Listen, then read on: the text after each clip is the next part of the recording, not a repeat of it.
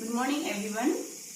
In our last class we discussed about why do we need a constitution. Now in this class we will discuss about what are the key features of Indian constitution.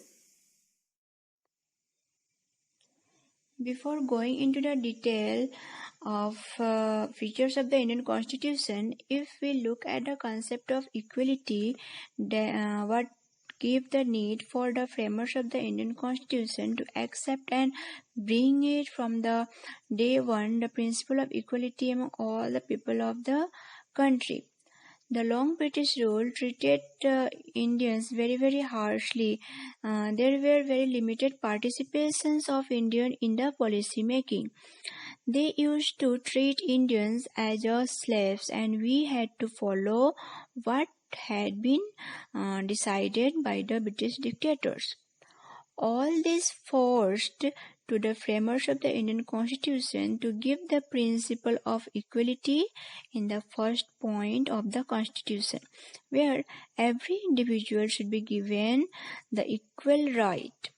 No individual can be discriminated on the basis of race, religion, caste, sex, place of birth, etc.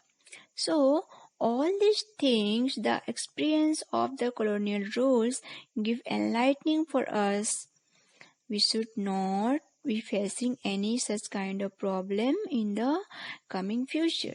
And in the similar way, colonial rules give us very limited participation in the policy making. So they want maximum number of people to participate in the policy making.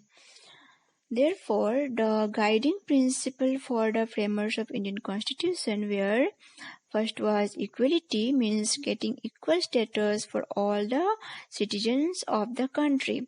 And second was participation, means enabling maximum number of people or giving a chance to maximum number of people to participate in the governmental procedures or policy making. Moving ahead further, if you look at the situation in 1946, Constituent Assembly was formed. Main aim of Constituent Assembly was to draft a constitution for a newly independent nation, in which there were 300 members, but some of the important members are Dr. Rajendra Prasad, Dr. B.R. Ambedkar, Pandit Jawaharlal Nehru, and so many else people. So now on 26th of November, it is from 1946, these members are worked hard, divided themselves into different committees, different they referred various other constitutions and taken the best which is suitable for the people of the country, and their selected subjects discussed and debated in the Constituent Assembly. As it is debated for more than 1 year and nearly 7,000 amendments were suggested, in which 2,400 were changed. Amendments were done for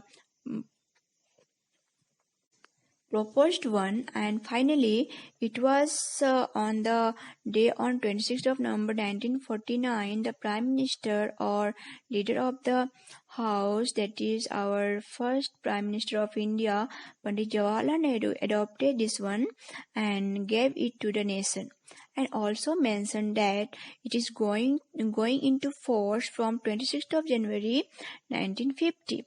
Making India a democratic republican state. Now we will look into the detail what are the key features of Indian Constitution. The framers of the Indian Constitution always remembered or kept in their mind that they are addressing a group which is diverse in nature, because as the country got its independence, it had a very bitterful experience. What was that? It was the partition of India and Pakistan. And why it happened? On the basis of religion. A new state was created just on the basis of religion. So India has lost many of its people. So India has a sorrowful experience when the partition happened. Therefore, they decided that it will not happen in future. The minority should not feel insecure, the majority should not dominate the minority, and we have various minority groups. It was not only the Muslims, we have Sikh community people, we have Jain community people, we have Christian community people, we have Buddhist community people, etc. So all these people were part and parcel of India from many centuries. So the framers of the constitution had feel in their brain that we are going to accommodate varieties of combination in the constitution. So constitution should be in such a way that it brings unity among all of them. That should promote unity in diversity. First important feature of the Indian Constitution is federalism. What is federalism? Federalism is derived from the Latin word federos, that means an agreement. So, from which country our Constitution brought this feature? Our Constitution framers adopted this feature from Canadian Constitution, where there was a division of power between the union government and the state government. So, an agreement can happen between two parties. That can be two government parties, two individual parties, party group, or two private firms. So, it is agreement. So, in the Indian Constitution, an agreement was made to sharing of the responsibilities. How to share the responsibility is called federalism. Federalism is nothing but sharing of power between the union government and the state government, and as well as the local self-government respectively. And this sharing of power is known as federos, means an agreement. It is very easy to understand. India is a very big country, so one single individual sitting in Delhi, the capital region, it is very difficult for one individual to dictate the terms and conditions or to frame the laws about the state like Assam or Arunachal Pradesh without knowing about the local areas and local needs. So they decided that there should be some division of power between the central government and the state government. So, the Indian Union is headed by the central government, which frame laws which are on the whole interest of the country. But when it comes to the specific interest of the state government takes the responsibility of framing the laws for the state requires. So, the responsibilities has been shared between the central government and the state government. And one more level of government has come into existence, that is the local self-government. So today we have three levels of government, that is center, state and local self-government. But central government has more power in compared to the state government, and state government has more power as compared to the local self-government. If we look at the division of power, we have three lists of powers. One is central list, second list is state list, and third list is concurrent list. Subjects of central list are under the central government. Central government have right to make laws on these subjects, and any state governments cannot make laws on any of the central government subject. Have you understood the point? When it comes to the state list, the state government makes law on the state list subject. Other than these two, we also have concurrent list. Here, the state and central government can make law, but the state government is supervised by the central government. Here we can say that center is more strong than the state. Our next feature is parliamentary form of government. Framers thought that we have to frame a government in which people will have right to decide and participate. Because in British government, people were not allowed to participate in any of the decision making. So they felt that Parliament should be supreme. And they adopted the parliamentary form of government, which was brought from United Kingdom government. Britishers did not allow us to participate, did not allow us to right to vote. So from the day one itself, we give right to equality for everyone, and right to vote has been granted to all irrespective of race, religion, color, region, etc. If they are getting 18 years of age or above, will get the right to vote. In Parliament, we have two houses. One is Lok Sabha and another one is Rajya Sabha. Lok Sabha is the replica of the House of Commons in the United Kingdom Parliament, while Rajya Sabha is the replica of House of Lords. In India, we called it as House of the State. Lok Sabha has 545 members who are elected directly by the people. In Rajya Sabha, every state have equal representation. So, we call it as the Council of State. Here we have 250 seats. So, altogether, if a law is to be passed, it has to get approved in Lok Sabha and in Rajya Sabha. Then it has to move to the assent of the President, and only a bill will become an act. Then only a bill will become an act. And all this procedure we adopted from the United Kingdom model of administration. Next feature is separation of power. In our previous point, that is parliamentary form of government, we learned that power was divided among central, state and local self-government. Here we will learn that how separation of power is being done. Very valid point. Separation of power is done between legislative, executive and judiciary. So that none of the branches will have more power or can behave autocratic, tyrannically, or misuse the power. Misuse the power, and if one branch is executing more power, automatically the another branch will check it. If both legislative and executive are executing more power or misusing the power, and then the judiciary will check. These three are called first three states.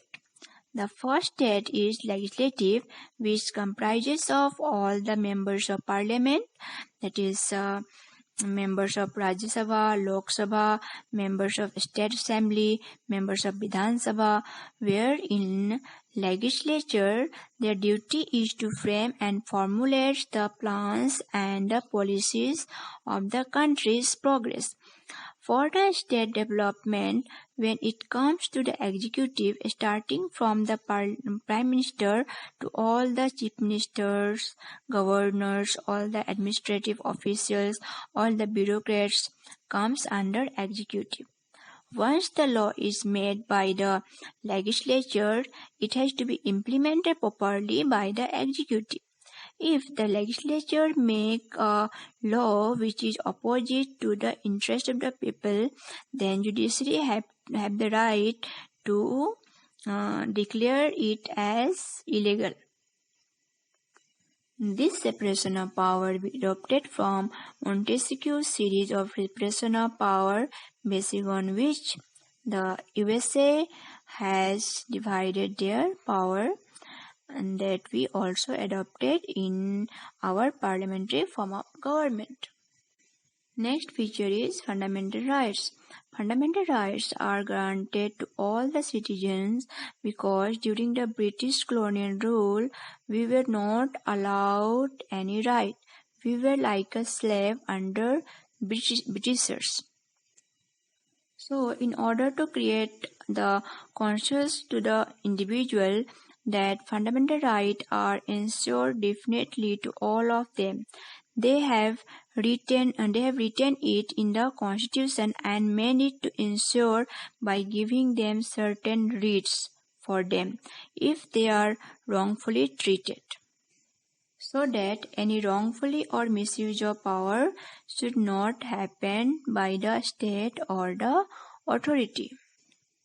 That's why the Constitution framer decided and they adopted this also from the Constitution of USA.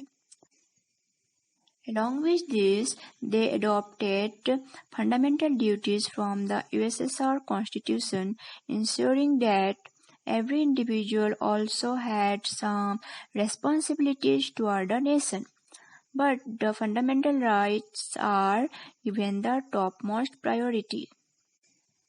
And only under the case of emergency the fundamental rights can be suspended. This suspension of fundamental rights we adopted from the German Constitution.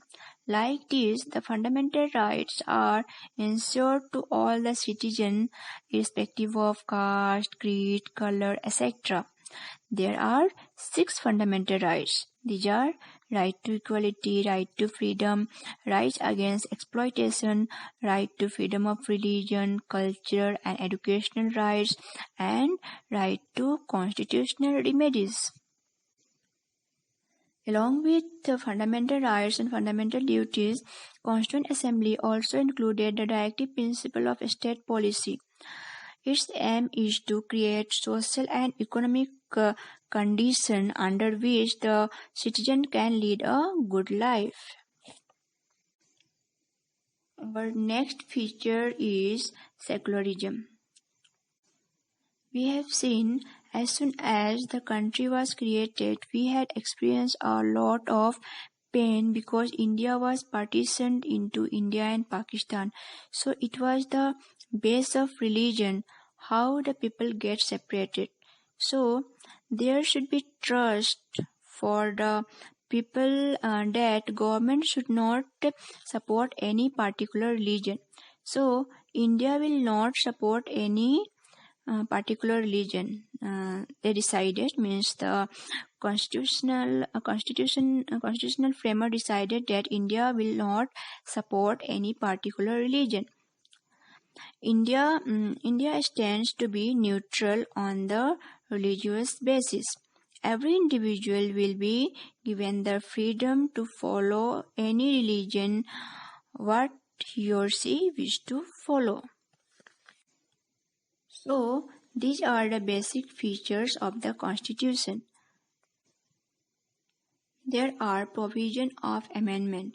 We can add new laws through amendment, but we cannot amend the basic structure of the Constitution. And the Supreme Court is the caretaker of our Constitution. Any type of violation can be challenged by the Supreme Court. With this, today we have completed our chapter. In our next class, we will start a new chapter. Okay? Thank you.